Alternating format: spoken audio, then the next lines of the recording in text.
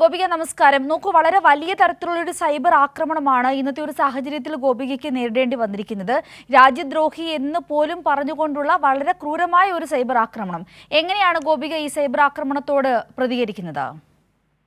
നമസ്കാരം. ഇപ്പൊ 2 ദിവസമായിട്ടാണ് ഒരു ഓർഗനൈസ് കോർഡിനേറ്റഡ് എഫേർട്ട് തന്നെ സോഷ്യൽ മീഡിയയിൽ കാണുന്നത്. അപ്പോൾ BJPയുടെ IT സെൽ നല്ലോണം എഫേർട്ട് ഇതിനു വേണ്ടി അവർ ടൈം ചെലവിടുന്ന തന്നെയാണ് നമ്മൾ മനസ്സിലാക്കേണ്ടത്.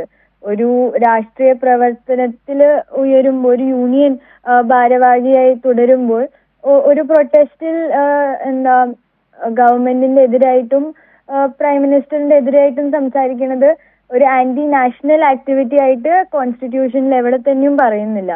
അപ്പോ 2 വ്യക്തികൾ അല്ലെങ്കിൽ ഒരു ഐഡിയോളജിക്ക് എതിരെ നമ്മൾ പ്രതിഷേധിക്കുമ്പോൾ അത് ഒരു കൺട്രിക്ക് എതിരെ അല്ലെങ്കിൽ ഇന്ത്യയുടെ എതിരായിട്ട് സംസാരിക്കുന്ന നിലയിലാണ് ഇപ്പോൾ സൈബർ അറ്റാക്ക് ഞാൻ നേരിട്ടുകൊണ്ട് വരുന്നത്. ഞാൻ മാത്രമല്ല, എൻ്റെ കുടുംബാംഗങ്ങൾക്ക് എതിരെ വരെ ഒരു സൈബർ ബുള്ളിങ്, സൈബർ അറ്റാക്ക് തുടർന്നുകൊണ്ടിരിക്കുന്നുണ്ട്.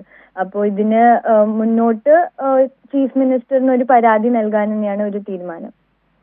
ഇത് മുഖ്യമന്ത്രിക്ക് പരാതി നൽകി മുന്നോട്ട് പോകുവാനാണ് ഗോപിക തീരുമാനിച്ചിരിക്കുന്നത്, അല്ലേ?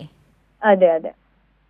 ഗോപിക, ഇപ്പൊ നോക്കൂ, ഈ മലയാളിയായ ഗോപിക അവിടെ ഇത്തരത്തിലൊരു വലിയ ഒരു പദവിയിൽ അർഹയായി വളരെ വിദ്യാർത്ഥികൾക്ക് എല്ലാവർക്കും വളരെ മാതൃകയായി മുന്നോട്ട് പോകുന്ന ഒരു വേളയിൽ കേരളത്തിൽ നിന്ന് തന്നെയാണ് ഇത്തരത്തിലൊരു സംഘപരിവാറിന്റെ അക്രമം, സൈബർ ആക്രമണം ഏറ്റവും കൂടുതലായി ഉണ്ടാകുന്നത്. അതായത് ഞാൻ ഭാരതീയൻ തുടങ്ങിയ സൈബർ ഹാൻഡിലുകളിൽ നിന്നാണ് ഏറ്റവും വലിയ തരത്തിൽ രൂക്ഷമായ സൈബർ ആക്രമണം നേരിടുന്നത്. അപ്പോൾ ഈ സ്വന്തം നാടായ കേരളത്തിൽ നിന്നും ഈ സംഘപരിവാറിന്റെ ഇത്തരം സൈബർ ആക്രമണത്തോട് എങ്ങനെയാണ് പ്രതികരിക്കുന്നത്?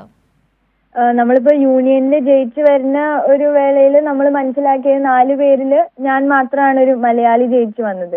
അപ്പൊ ബാക്കിയുള്ളവർക്ക് ആ സമയത്ത് നേരിടേണ്ടി വന്ന ഒരു അറ്റാക്കും, അപ്പൊ ഞാൻ വിചാരിച്ചിട്ടുണ്ടായിരുന്നു കേരളം പോലുള്ള ഒരു സമൂഹത്തില് ആയതുകൊണ്ട് ഇത്രയധികം സ്വീകാര്യത കിട്ടിയിട്ടുണ്ട് രാഷ്ട്രീയത്തില്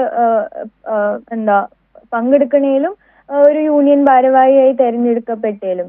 പക്ഷെ ഇപ്പോ നമ്മൾ മനസ്സിലാക്കേണ്ടത് കേരളം പോലുള്ളൊരു സമൂഹത്തിലും ഒരു ഡിസെന്റ്, ഒരു പൊളിറ്റിക്കൽ ഡിസെന്റിനെ ക്രിമിനലൈസ് ആയി കാണാനും അതിനൊരു വിൻഡിക്റ്റീവ് രീതിയിൽ മനസ്സിലാക്കാനും ഉള്ള ഒരു ശ്രമമാണ് ഇപ്പോൾ സംഘപരിവാർ പോലെയുള്ളൊരു കോർഡിനേറ്റഡ് എഫേർട്ടാണ് അവർ നടത്തുന്നത്.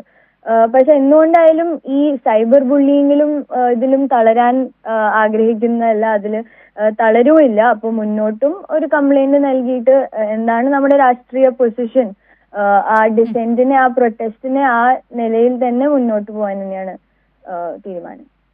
മുഖ്യമന്ത്രിക്കാണ് പരാതി കൊടുക്കുന്നതെന്ന് പറഞ്ഞു. എന്നായിരിക്കും പരാതി കൊടുക്കുക? പരാതി ഇന്ന് രാത്രിയോ അല്ലെങ്കിൽ നാളെ രാവിലെയോ കൊടുക്കാം.